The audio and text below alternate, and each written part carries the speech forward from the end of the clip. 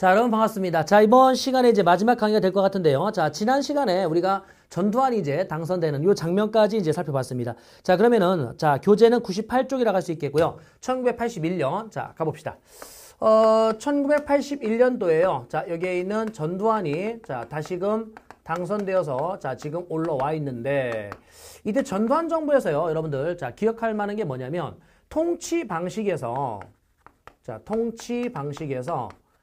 강경책과 무슨 책을 병행했냐면 회유책을 자 적절하게 자 병행했다. 그래서 강경책은 뭐가 있고 회유책에 뭐가 있는지 자 이걸 볼 건데 일단 강경책을 간다라면은요 시험에 자 언급되는 것 중에 언론을 자 뭐 시키냐면 자 통폐합시키게 돼요. 언론을 자 통폐합시킨다. 그래서 신문사라든지 이제 방송사 이런 것들에 대한 자 대대적인 통폐합이 이루어지게 되는데 당시에 이제 그 공영방송이라고 할 수 있는 자 KBS 요거 하고요. 그 다음에 민영방송에 MBC를 남겨놨는데 그 MBC 같은 경우 그런데 여기에 있는 그 KBS 이쪽에서 지분을 50% 이상 정도 가지고 있어요. 그러다 보니까 결국 MBC는 KBS 거와 다를 바가 없는 그러면 이 당시에요. 이 언론 통폐합을 통해서 또 무슨 지침을 계속 내리게 되냐면 보도 지침이라는 걸 내리게 되는데 이 보도 지침이라는 게 뭐냐면은요. 정부가 신문 기사라든지 방송의 타이틀, 자 시간, 자 정확하게 언제 보도를 해야 되는지 이런 것들까지 이제 자 일일이 간섭을 하는 겁니다. 그러니까 여기 있는 예를 들어서 자 정치인들 중에 정부의 어떤 관료들 중에 어떤 비리를 저질렀어. 그래서 예를 들어 뭐 강간을 했어. 근데 강간이라는 표현을 쓰지 말고 그냥 성접촉, 뭐 성추행 이런 정도로 표현을 써라. 이게 이제 이 용어 자체를 어떻게 선택하냐에 따라서 사람들에게 이제 이 받아들이는 정도의 느낌이 달라지거든요.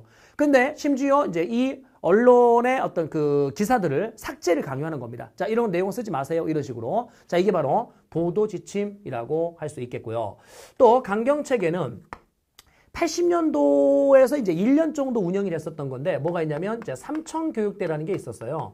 이 삼청교육대는 뭐냐면 세 가지를 푸르르게 하겠다. 푸르르 청자인데 과거를 깨끗하게 하겠다는 거죠. 과거와 자 몸과 정신 이거를 이제 깨끗하게 청소해 주겠다. 이게 이제 삼청교육대인데 민간인들 중에 이제 뭐 불황자들이라든지 자 이러한 뭐 사람들 있잖아요. 그 사람들을 잡아다가 군대에 훈련소에 투입시켜서 유격 훈련을 한 달 혹은 2달 정도 시키는 거예요. 그러니까 2달 정도 자 군대에 강제로 자 가다 놓고 유격 훈련을 매일 시키는 겁니다. 자, 이 과정에서 엄청난 사상자가 발생돼요. 당시에 기록으로 남아있는 사상자만 한 46명 정도 되고 기록으로 남지 않은 사상자들은 더 많았을 거라는 거죠. 그래서 엄청난 사상자가 발생되었다. 쉽게 얘기하면은 전두환 정부에 대해서 나에 대해서 도전을 하거나 자 저항을 하면 이렇게 된다.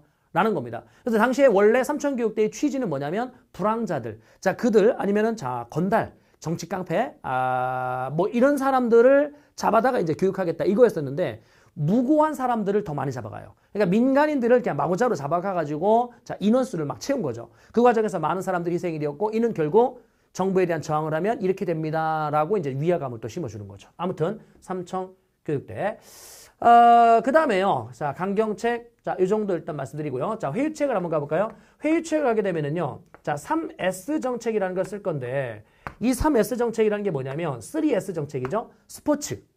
그러니까 프로야구, 프로축구, 이런 것들이 이때 만들어져요. 그러니까 무슨 말이냐면, 전두환 정부에 대한 저항을 막 시위를 하려고, 정부는, 자, 결국 어떻게 해라? 사과하라, 이런 막 시위할 때, 오늘 가을 야구가 시작되는 거예요. 그럼 이제 시위하려고 하다가 오늘 야구 보고 와서 내일 해야지 이렇게 되는 겁니다. 그러니까 결국은 전부 다 이제 스포츠에 이제 관심이 쏠리게 되면서 정치적인 어떤 무관심이 자 이제 만들어지게 되는 거죠. 아무튼요 스포츠. 그 다음에 스크린은 이제 영화를 말하는데 또 하나의 S가 뭐냐면 섹스, 그러니까 성이죠. 성을 자 소재로 했었던 자 그러한 영화 산업. 그러니까 이 당시에 여러분들 지금 여러분들이 들으면은 그런 걸 보지도 않겠지만 야하지 않아요. 야하지 않은데 그 당시에는 80년대에 칼라TV라는 게 이제 막 보급됐거든요. 칼라TV. 그리고 칼라TV와 VTR이 뭐냐면 비디오를 이렇게 TV로 다시 재생시킬 수 있는 시스템인데 여러분들 아마 거의 보지 못했을 거예요. 아무튼 그 칼라TV와 자 VTR 이런 것들이 보급된 거와 맞물려서 자 이러한 성을 주제로 했었던 당시에 이제 뭐 에마 부인 시리즈라든지 변광세라든지 뭐 이런 시리즈들이 계속 나오거든요. 그 당시에는 그게 매우 야했었던 거야. 그러니까 사람들이 어떻게 해야 돼요? 심야 영화 이런 걸 보러 계속 극장에 간다든지 자 VTR을 빌려서 영화를 본다든지 이런 겁니다. 그러니까 정치적 무관심을 만들어내는 겁니다. 3S 정책. 자 회유책이면서 어쩐 교묘한 자, 강경책의 한 부분이죠. 아무튼요, 3S 정책. 두 번째 간다라면 여기에 있는 야간 통행을 자, 뭐 시키느냐면 해제십니다. 해제. 이 야간 통제, 이걸 뭐냐면 통금이라고 하는데 12시를 넘겨서는 이제 거리에 돌아다니지 말아라 이거거든요. 통행금지 시킨 거예요. 그래서 당시에 미 군정 때부터 이미 통금은 있었어요. 미 군정 때부터 있었는데 쭉 이어져 오다가 유신헌법, 이 유신헌법 때 유신체제, 여기에서 이제 통행금지가 더 강화된 거거든요. 그래서 통금이 70년대 가장 강화되어 있었고, 자, 지금 80년대에 들어와서 그 통행금지를 해제시킨 겁니다. 그러니까 이제 12시 넘어서도 막 돌아다녀도 되는 거죠. 그러니까 막 심야 극장도 다니고 술도 먹고 막 이러다 보니까 막 유흥산업 이런 것도 또 발전되고, 아무튼, 자, 먹고 놀으라는 겁니다. 정치에 관심 갖지 말고 먹고 놀아라 이겁니다. 자, 그 다음에, 자, 세 번째 간다라면, 여기는 교복 자유화. 자, 교복 자유화 조치. 자, 이런 거를 또 내려주기도 하고요. 과외 전면 금지 이런 것도 이 당시에 나오거든요. 근데 사실은 이제 정부 관료들은 자신들을 다 과외를 해요. 그래서 뭐 웃지 못할 해프닝들은 과외에 대한 어떤 단속이 계속 나오니까. 그러니까 과외를 금지한 이유는 뭐냐면 사교육을 잡겠다고 이제 당시에 과외에 대한 전면 금지를 했는데 실제 유명한 정치인들의 그 아들들은 몰래 과외를 다 했어요. 그래서 이제 아파트 경비실에서 만약에 이제 과외 단속을 위한 단속 반원들이 막 뜨면은 전체 건물을 어떻게 돼요? 전원을 내려버리는 거예요. 그러니까 이제 사람들이 어떻게 이게 일종의 신호인 겁니다. 아, 단속반이 떴구나. 왜? 정전이 돼버렸잖아요. 그러나서 이제 몇 초 뒤에 다시 이제 전기를 공급해주죠. 그럼 이제 그 사이에 자, 눈치를 채고 이제 여기 있는 이 과외 선생님들이나 이들이 다 숨거나 이제 건물 밖으로 빠져나가는. 자, 그러니 단속망을 피해 나갔다라는 자, 그런 이야기도 있습니다. 어쨌든요, 과외에 대한 전면 금지. 그를 통해서 이제 물가를 잡아보겠다는 겁니다. 자, 그 다음에 뭐 회유책 해외여행을 또 자율화시켜줘요. 그러니까 해외여행을 자율화시켜주는데 70년대까지만 하더라도 해외여행이 매우 어려웠었어요. 엄격한 심사를 거쳐야 돼요. 그러니까 얘가 가족 경력이나 이런 걸 다 찾아봤을 때 사회주의의 어떤 경력이 있는지 없는지. 왜냐면 해외 유학을 자, 아니면 해외여행을 빙자해서 밖으로 나가서 북한의 간첩들과 이런 접촉할 수 있는 그런 개연성이 분명히 있잖아요. 이런 걸 차단시키기 위해서 해외여행을 엄격하게 통제했었던 거거든요. 네, 여기는 전두환 정부 때 와서 해외여행에 대한 자, 전면 어떤 그 자율화 조치가 또 이루어지게 됐었던 거죠. 자, 강경책 해외책. 자, 요 정도만 이야기를 할 거고요. 자, 세 번째 가볼까요? 이 전두환 정부 때요, 여러분들. 자, 무슨 호황이 이루어지게 되냐면 3조 호황이 이루어지게 돼요. 이 3조 호황이라고 한다면 뭐냐면 저유가, 저금리, 자, 그 다음에 저달러. 환율이죠. 저달러. 환율이라고 쓸까요? 자, 환율. 그러면 당시에 여러분들 3조 호황으로 이제 경제가 활성화됐는데 79년도에 여러분들 뭐 했었죠? 2차 석유 파동? 그것 때문에 결국 11.6 사태까지 이제 확대된 거 아닙니까? 그러면 79년도에 어떤 2차 석유 파동으로 인해서 딱 80년, 이 80년도에는 마이너스 경제 성장을 합니다. 그러니까 우리나라가요, 마이너스 경제 성장을 했었던 게 크게 3번 있는데 언제냐면 80년도. 그러니까 79년도에 2차 석유 파동 때문에 80년도에 마이너스 성장. 됐죠? 자, 그 다음에 여기 있는 1997년 IMF. 이 1997년 말에 IMF 위기가 터지거든요. 그러면서 이제 98년도에 결국은 마이너스 성장. 그리고 2008년도에 이제 글로벌 금융위기, 요 당시에 또 이제 마이너스 성장이 잠시 나타나죠. 그래서 크게 3번이 있었는데, 그러면 80년도에는 마이너스 성장, 그 뒤에 다시 경제가 살아나요. 살아나는데, 80년대 딱 중반에 왔을 때 3조 호황. 3조 호황이라는 게 뭐냐면, 3가지가 낮게 가격이 책정된 거예요. 그러니까 기름 가격, 유가, 금리. 금리가 뭡니까, 여러분들? 은행 이자죠.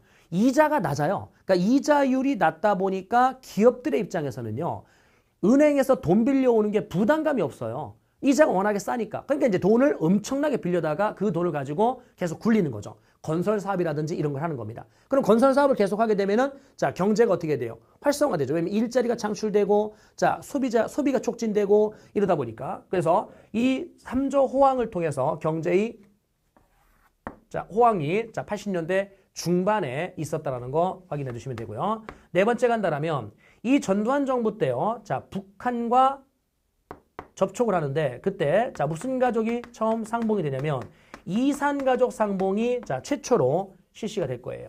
1985년도 이산 가족에 대한 상봉이 실시가 되는데 고향 방문단. 그러니까 어떻게 됩니까? 평양과 서울에 이제 고향 방문단이 자, 오고 가면서 이산 가족에 대한 상봉이 자, 실시가 됐죠. 1985년도라고 할 수 있겠고요.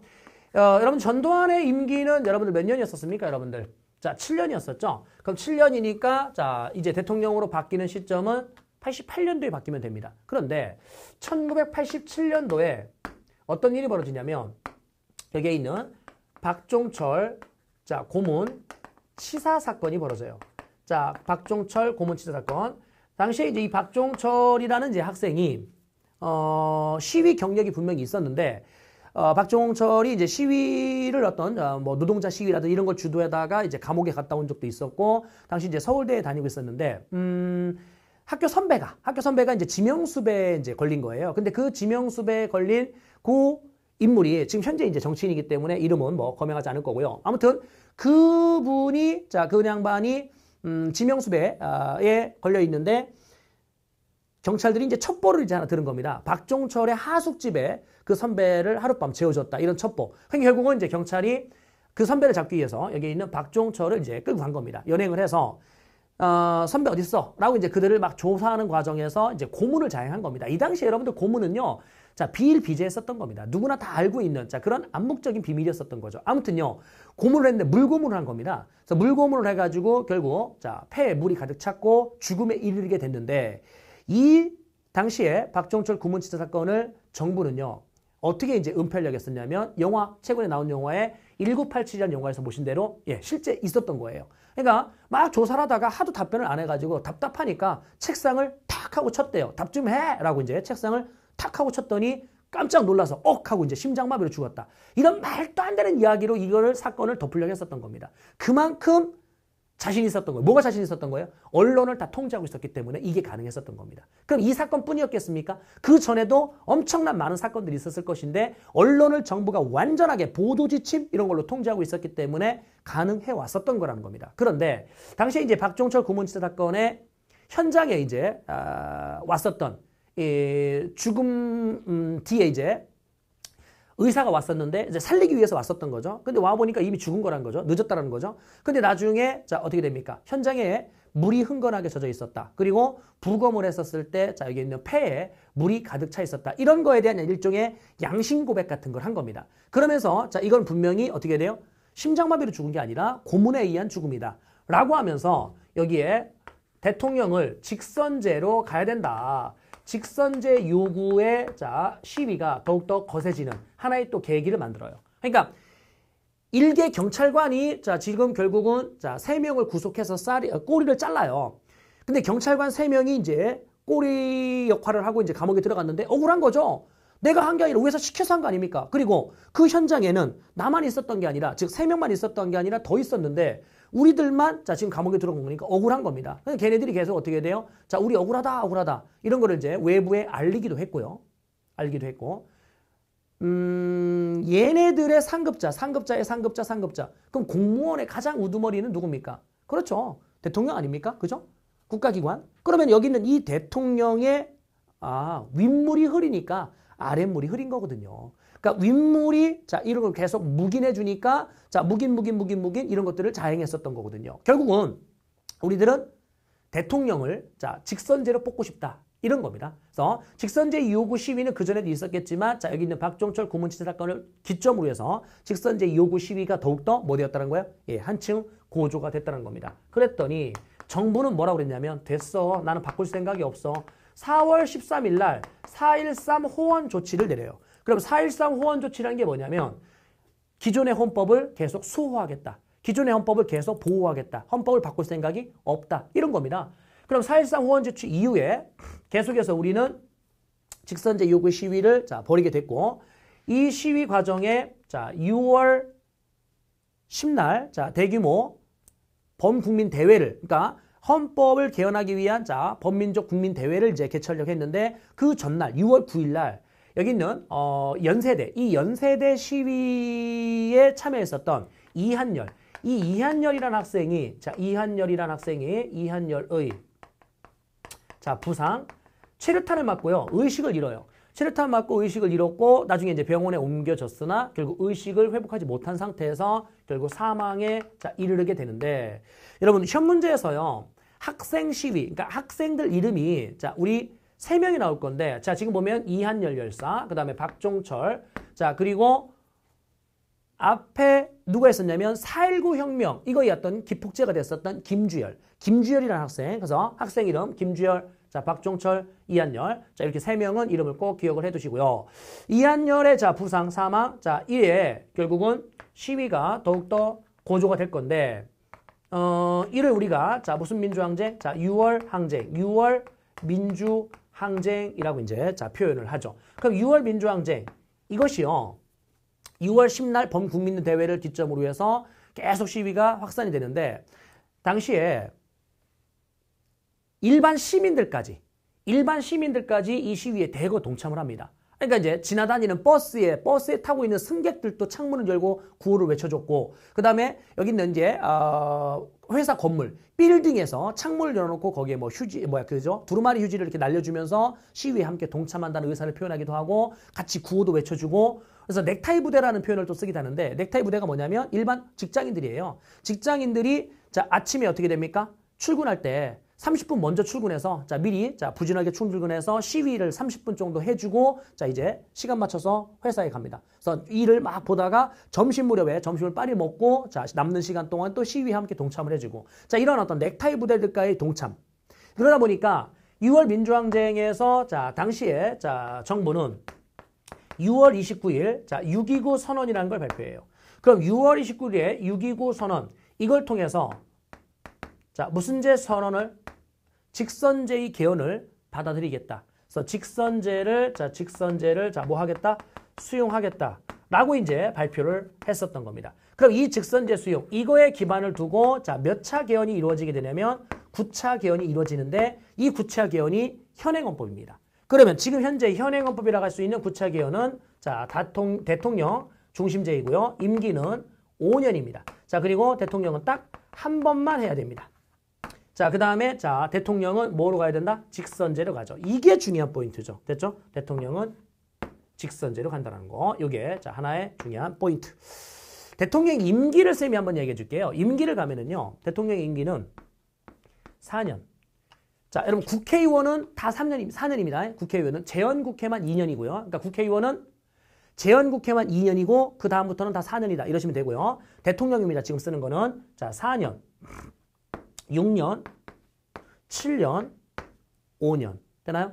그러면 여기 있는 이 6년의 개헌은 몇 차 개헌이죠? 7차 개헌, 즉 유신헌법에서. 그 다음에 요거는 전두환의 8차 개헌에서. 그리고 이거는 현행헌법이라고 할 수 있는 9차 개헌에서 5년이죠. 그럼 그 이전까지는 계속 임기가 4년이었었네요. 지금 대통령 임기입니다. 그래서 4년 그러다가 7차 개헌에서 6년, 그리고 8차 개헌에서 7년, 그리고 현행헌법은 5년이라는 거 참고로 가두시고요. 그럼 이거에 기반을 두고 이제 88년도에 대통령이 바뀔 건데 선거는 87년도 12월 달에 하는 겁니다. 87년도 12월 달에 선거를 해서 88년도 2월 달에 이제 바뀌는 거예요. 그러면 바뀌는 기점으로 이렇게 갈게요. 이 당시에요. 결국은 누가 당선돼 버리냐면 노태우가 당선돼 버리는데 당시에 야당 후보에 단일 후보를 만들었다라면 이 노태우라는 군부 세력에게 정권을 뺏기지 않았을 텐데 무슨 말이야? 이 노태우도 전두환과 함께 12.12 사태의 핵심 멤버잖아요. 그죠? 근데 노태우가 당선돼 버렸네요. 여러분들 전두환의 정당은 뭐냐면 민주정의당, 민정당입니다. 전혀 민주스럽지 않죠. 어쨌든 민정당입니다. 그러면 각각의 우리가 기억할 정당 중에 자유당이라는 정당이 있고요. 자유당이라는 정당이 있고 이 자유당은 이승만을 떠올리시면 되고요. 공화당이라는 정당이 있는데 이거는 박정희 떠올리시면 되고요. 그 다음에 민주정의당, 민정당. 이 민정당은 전두환과 노태우 이렇게 이제 확인하시면 됩니다. 그러니까 시험에 나오는 정당 이름 중에 요 세 개는 전부 다 어떻게 돼요? 독재를 일삼았었던 그 독재 정권을 옹호했었던 그러한 정당들이라는 겁니다. 어쨌든요. 이승만의 자유당, 박정희의 공화당, 그리고 전두환과 노태우의 민정당이라는 정당이 있다는 거 확인하시고 그러면 이제 노태우의 민정당에 당선되는데 야당 후보들에게 너무 난립돼 있었던 거예요. 그러니까 당시에 이제 김대중이라든지 김영삼이라든지 자, 이런 후보들이 자신감이 있었던 거죠. 내가 당선될 것이다. 이러면서 결국은 후보를 단일화시키지 아니하고 각각의 후보가 난립이 돼버린 겁니다. 그러다 보니까 어부지리로 자, 노태우가 당선돼 버린 거죠. 자, 노태우가 당선되었다. 노태우가 당선되고요. 자, 곧바로 총선거가 실시가 됐는데 4월 26일 날 총선거가 실시됐는데 이 총선거에서 어떤 현상이 나타나냐면 여소야대의 현상이 나타나요. 그럼 여소야대라는 게 뭡니까, 여러분들? 여당의 숫자가 더 적어요. 민정당의 숫자가 과반수를 넘지 못한 겁니다. 자, 그 다음에 야당의 숫자가 훨씬 더 많은 자, 이런 구조가 만들어지게 되죠. 그래서 이 여소야대의 전국, 요걸로 인해서 몇 공 청문회가 이제 이루어지게 되면 5공 청문회가 이루어질 수 있었어요. 5공화국이라는 게 여러분들 전두환 정부를 말하는 거거든요. 전두환 정부를 말하는데 사실은 이 노태우 정부 때부터가 6공화국이거든요. 근데 6공화국이라는 표현을 잘 안 써요. 그러니까 여기는 이 노태우까지 그냥 5공으로 분류합니다. 그러니까 공화국을 나눌 때 헌법을 기준으로 이제 주로 나누는데 분명히 헌법상으로 본다면 이게 현행헌법으로 당선된 대통령이기 때문에 여기서부터는 6공화국이라고 표현해야 되는데 자, 얘도 결국은 12.12 사태, 군부 독재 거기에 연장선상이거든요. 그러니까 이것도 5공으로 그냥 묶어버려요. 헌법상으로 보면 사실은 6공화국이지만 그래서 이후 다음부터는 6공화국이라는 표현을 쓰지 않고 정부별로 닉네임을 줘요. 예를 들어 김영삼 정부는 문민정부. 자, 그 다음에 이제 뭐 국민의 정부, 참여정부 이런 식의 이제 닉네임을 주기 시작합니다. 아무튼요, 5공 청문회는 이제 80년도에 5.18 광주 민주화운동. 근데 그 당시에 정부는 이거를 뭐라고 보도했습니까? 5.18 폭동, 5.18 사태 이런 식으로 표현했었던 거거든요. 그래서 그거에 대한 사건의 진상을 한번 다시 규명해보자 이런 겁니다. 그리고 전두환 정부 때의 어떤 그 불법 정치 자금이나 이런 것들을 다시 한번 파악해야 된다. 이게 이제 5공 청문회죠. 여소야대의 전국이 됐기 때문에 사실 이게 또 가능했었던 거고요. 네 번째가 한다라면 노태우 정부 때 자, 88 자, 서울 올림픽이 성공리에 자, 개최가 됩니다. 88 서울 올림픽은 그 이전의 올림픽들은 전부 다 반쪽짜리 올림픽인데 얘들은 나름대로 성공한 올림픽. 그러니까 84년도에 LA 올림픽에서는 자, 공산주의 국가들이 하나도 참여하지 않았어요. 그러니까 완전 반쪽짜리 올림픽이었었거든요. 그런데 지금 이야기하는 이 88 서울 올림픽에서는 공산주의 국가들이 대거 참여합니다. 그래, 이 올림픽이 성공한 이유, 자, 무슨 외교? 북방 외교. 이 북방 외교라는 게 무슨 말이냐면 우리나라 한반도에서 여러분들 남한 쪽의 위쪽은 전부 다 누구죠? 북한, 소련, 자, 중국 이들이 다 공산주의 국가입니까? 예, 그 공산주의 국가들과 우리가 뭐를 체결하기 시작한다고요? 국교를 체결하기 시작해요. 수교를 맺는 거죠. 자, 이를 우리는 무슨 외교라고 한다? 북방 외교라고 이야기를 합니다. 됐죠? 자, 다섯 번째. 그럼 이 북방 외교를 하는 과정에서 북한과의 대화가 늘어나게 되는데 그 북한과의 대화에서 자, 남북한이 동시에 유엔에 자, 뭐 하게 되었다? 가입하게 됩니다. 남북한이 동시에 유엔에 가입했다. 자, 여섯 번째. 남북기본합의서라는 게 발표가 되는데 이 남북기본합의서는 상호 불가침을 약속했었던 게 남북기본합의서입니다. 또 하나 본다면 한반도의 자, 비핵화. 자, 한반도 비핵화 공동선언이라는 거를 또 발표하죠. 그럼 지금 이야기하는 동시에 한 거죠? 함께 한 거죠? 자, 여기도 함께 했네요. 그래서 이 세 가지, 요게 노태우 정부 때라는 거. 시험 문제 무지하게 출제가 잘 됩니다. 이 부분은요, 정치사에서도 나오지만, 자, 통일운동의 주제에서도 나오기 때문에 여러분들 세 가지 꼭 기억하시고, 요 관련된 내용을 쌤이 TCC로 따로 찍어 놓은 게 있어요. 그러니까 각 정부별 통일운동에 대해서 자, 요약해 놓은 게 있거든요. 그것도 시간 될 때 한번 여러분들이 수강을 해 주십시오. 20번 문제를 자, 그것만 들어도 정답을 찾아낼 수 있을 겁니다. 아무튼요. 노태우 정부. 자, 여덟 번째 가볼까요? 이 노태우 정부 때, 국제노동기구, 노동기구, 자, 이런 거에, 자, 가입을 했고요. 자, 아홉 번째 간다면, 지방자치가, 자, 부분적으로 실시돼요. 자, 지방자치의, 자, 부분 실시가 시행이 됐다. 지방자치제도가, 자, 부분적으로 시행되었다. 예, 요 정도만 얘기합시다. 자, 그러면 이게 노태우 정부 때고요. 다음 선거는 이제 여기다 몇 년씩 더하면 되는 거예요? 5년씩 더하면 되는 겁니다. 5년씩. 자, 그러면 1993년. 선거는 92년도 말에 했겠죠. 92년도 말에 했고 93년도에 이제 정권이 이제 바뀌게 되는데 93년도 2월 달에 이제 정부가 바뀌죠. 김영삼이 이제 대통령에 당선이 됩니다.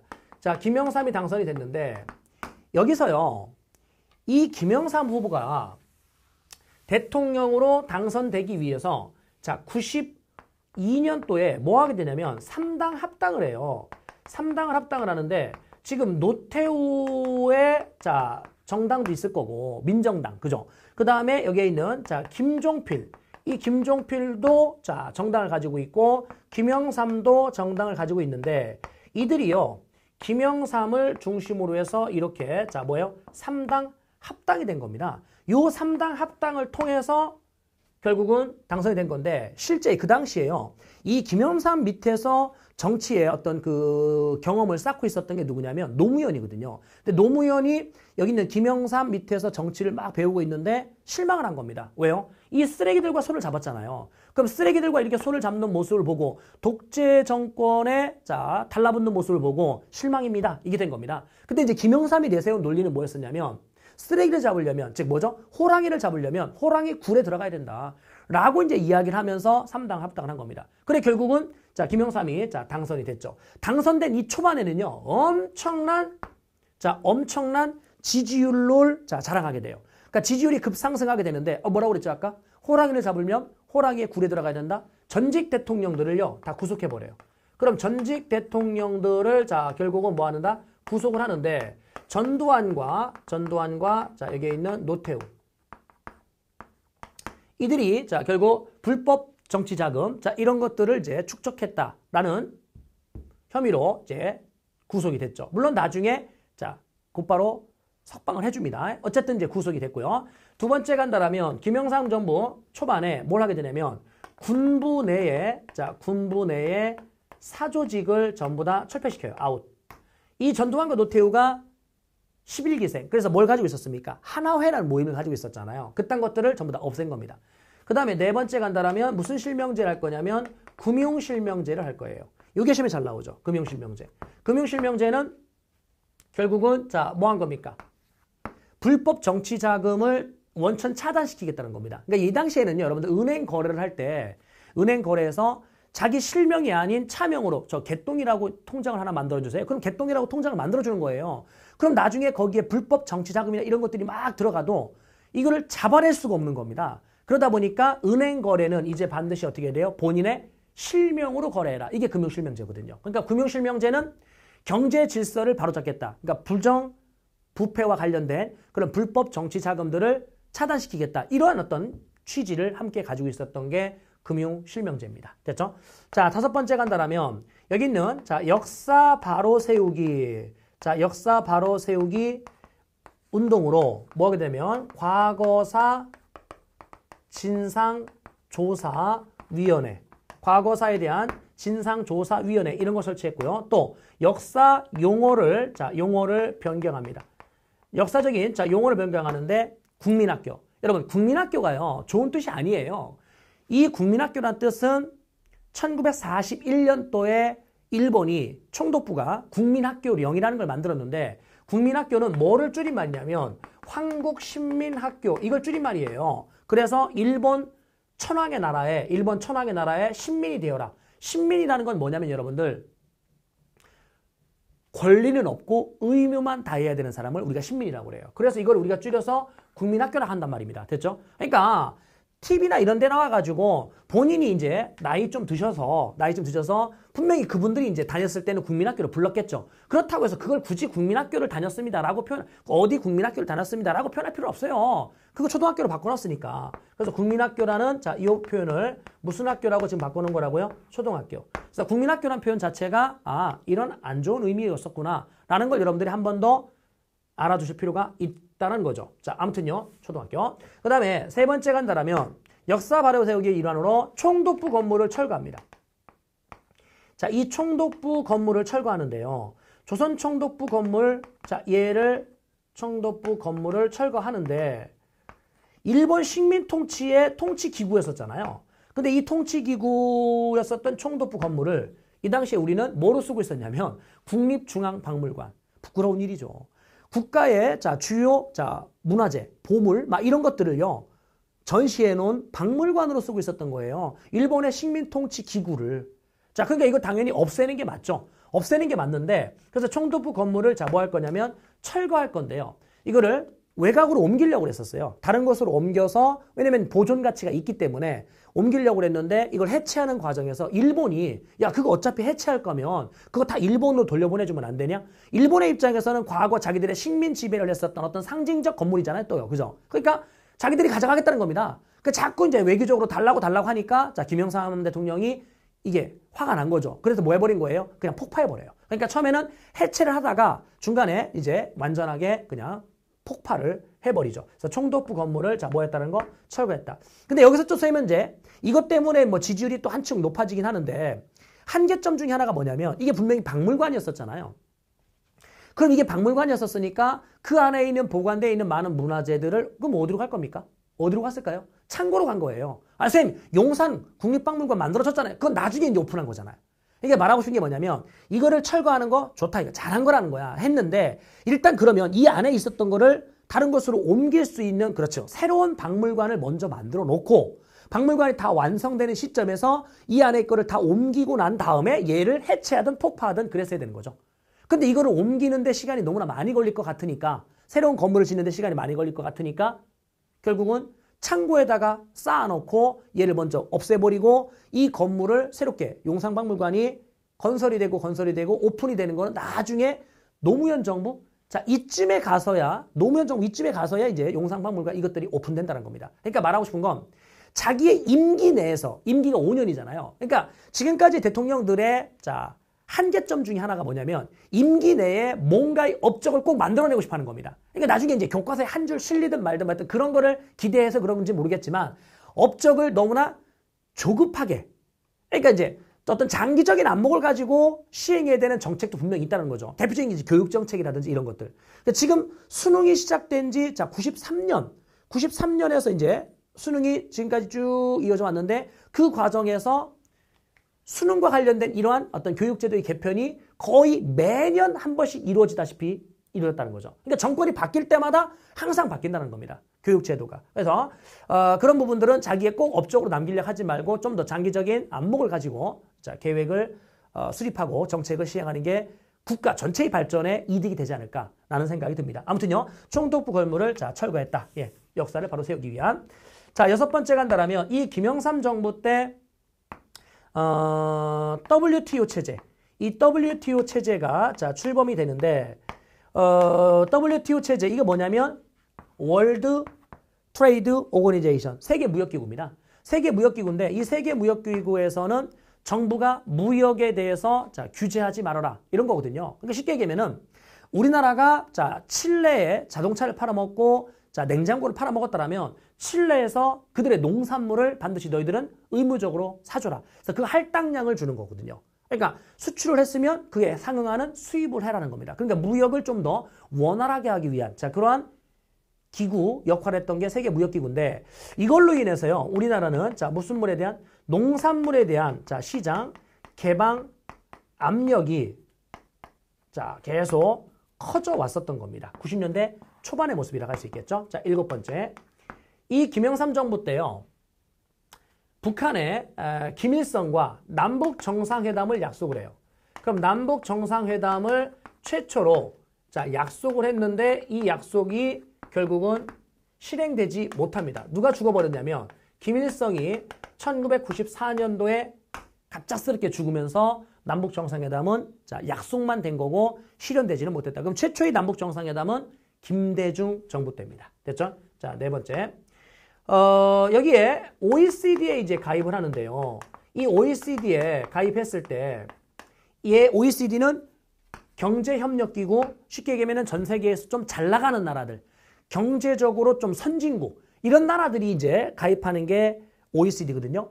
그러니까 여기 있는 이 OECD는 경제적인 어떤 그 선진국들이 가입하는 모임이다. 여기에 가입하면서요. 혹자들은 이렇게 얘기해요. 샴페인을 좀 일찍 터뜨렸다. 조금 더 늦게 가입했어야 되는데 너무 서둘렀다. 그래서 품위 유지비가 많이 들어가는 겁니다. 그러니까 중세 시대로 친다면 여러분들 귀족들의 모임에 자 댄스 파티가 있는데 거기에 여러분들 어떻게 돼요? 반바지에 쪼리 입고 갈 수는 없잖아요. 그러니까 정장 갖춰 입어야 되죠. 그럼 지팡이도 하나 사야 되죠. 그 다음에 어떻게 걸어갈 수 없잖아요. 남들 다 마차 타고 왔는데. 그럼 자기도 마차를 하나 사야 되죠. 근데 마차를 자기가 직접 끌면 자, 말냄새 나잖아요. 그죠? 품위가 없어 보이죠.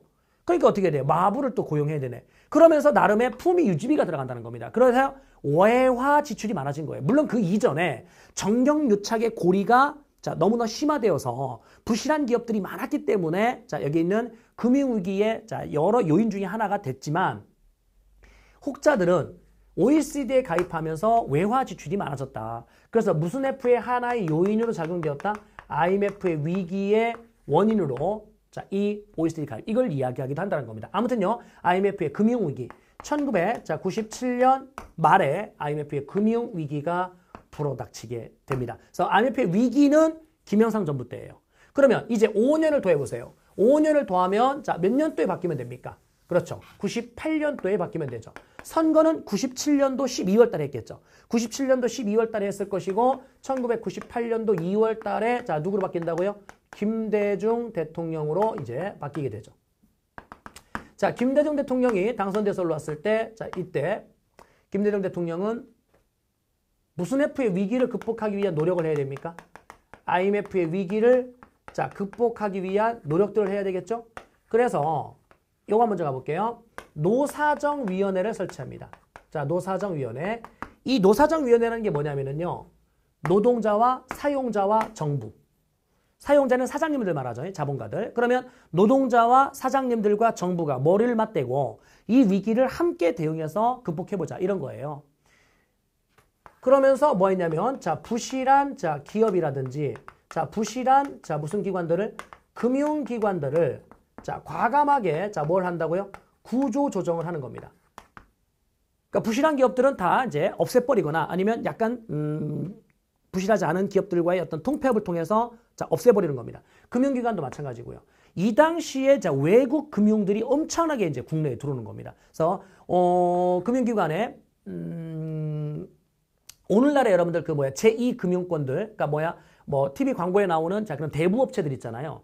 그네들이 엄청나게 국내에 들어와서 우리 부실한 은행 이런 것들을 다 인수합병을 했거든요. 그래서 지금 현재까지도 자 그런 외국 자본들이 자 금융을 많이 지배하고 있다. 어쨌든 자 부실 기업과 부실 금융기관들을 구조조정했다는 거. 그다음에 요거는요 민간 차원에서의 운동인데 무슨 모으기 운동? 금모으기 운동. 이 금모으기 운동은 정부가 주도한 건 아니에요. 민간 차원에서. 그래서 전 세계가 깜짝 놀란 거거든요. 아니 국가의 위기를 극복하기 위해서 어떻게 자기 재산을 갖다 저렇게 다 낼 수 있지? 이게 전국민적 운동으로 발전됐거든요. 이는 1907년에 있었던 국채보상운동 이거와 이제 성격이 유사하다라고 볼 수 있겠죠. 그럼 이런 나름의 노력을 통해서 자 2001년도에 IMF의 위기를 자 우리가 조기에 극복을 했다는 겁니다. 전 세계 많은 나라들 중에 자 우리가 가장 빠르게 자 위기를 자 극복하는 그런 모범적 사례를 보여주기도 했다는 거죠. 아무튼요, 자 극복을 했고요. 자 또 하나 이 김대중 정부에서 눈여겨봐야 될 게 뭐냐면 바로 햇볕 정책입니다.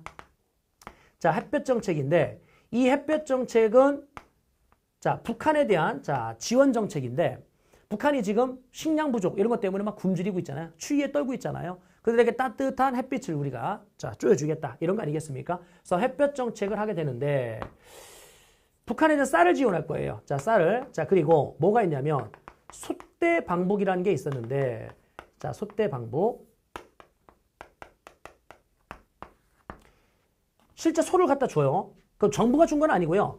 현대라는 이제 기업이 있었는데 그 현대의 정주영이라는 회장이 있었는데요. 이 정주영 회장은 지금은 이미 돌아가셨고요. 정주영 회장이 어렸을 때 이제 북한 쪽에 이제 고향이 있었는데 소 한 마리를 자 이끌고 가출을 한 겁니다. 가출해가지고 그 소를 이제 종잣돈 삼아가지고 지금의 현대라는 어떤 기업을 대기업을 일궈낸 건데 자수성가 한 거죠. 자수성가. 그러면 이때 나이를 먹고 이제 고향에 대한 자 그리움도 있겠고 부모님에 대한 미안함이 있었던 거예요. 뭐냐면 내가 그 당시에 소를 한 마리를 이렇게 자 가출을 할 때 가지고 내려왔기 때문에 가족들은 자 엄청난 생계의 타격을 받았을 거라는 겁니다. 그거에 대한 어떤 미안함을 내가 1000배로 갚겠다. 그래서 이제 소 1001마리. 그러니까 이제 한 마리는 원금이고 나머지 이자 1000마리. 그래서 1001마리를 현대하면 또 자동차 있잖아요. 그 트럭에다가 자, 소를 쭉 태워가지고, 자, 이제 북으로 계속 보내주는, 자, 그런 소떼 방북. 이게 1998년도에 있었고요. 이걸 기점으로 해서 결국은, 자, 무슨 관광이? 자, 금강산 관광 사업이 이제 시작이 된 겁니다. 그럼 이 금강산 관광 사업은, 자, 몇 년도부터냐면, 1998년, 이때부터인데, 이 금강산 관광 사업을 어느 기업이 주도한다고요?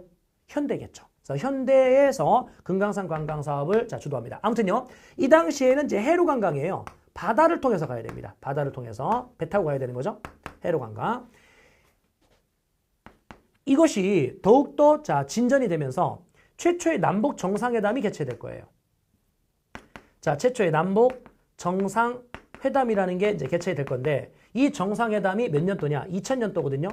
그럼 2000년도 남북 정상회담, 이 남북 정상회담에서 6월 15일에 자, 6.15 남북 공동 성명을 발표하고요. 6.15 남북 공동 성명을 발표했고요. 두 번째 간다라면 금강산 관광에 대한 자, 금강산 경제 특구. 자, 금강산 다시요. 금강산 자, 경제 특별구역, 경제 특구.